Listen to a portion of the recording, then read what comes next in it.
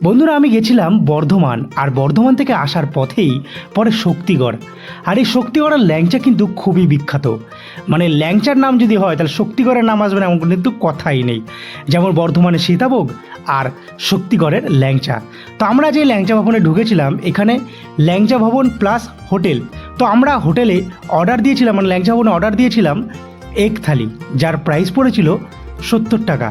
Actually ভিডিওটা বানানোর আজকের উদ্দেশ্য হচ্ছে এখানকার যা খাবারের কোয়ালিটি সত্যি কিন্তু খুবই ভালো ছিল। তোমরা কখনো যদি এই বর্ধমান শক্তিগড়ের উপর দিয়ে যাতায়াত করো, অবশ্যই কিন্তু এই হোটেলটাতে কিন্তু একবার এসে ভিজিট করো। মানে এখানকার খাবারের স্বাদ কিন্তু খুবই ভালো ছিল। হোটেলের নাম হচ্ছে অনিতা হোটেল। এখানকার ভেজ থালি 60 টাকা, এক থালি 70 টাকা, ফিশ থালি 80 টাকা এবং চিকেন থালি 100 টাকা। এই হচ্ছে ল্যাংচা ভবনের সেই বিখ্যাত শক্তিগড়ের ল্যাংচা। ভিডিওটি ভালো লাগলে অবশ্যই লাইক, কমেন্ট, শেয়ার, সাবস্ক্রাইব করতে কিন্তু একদমই ভুলো না।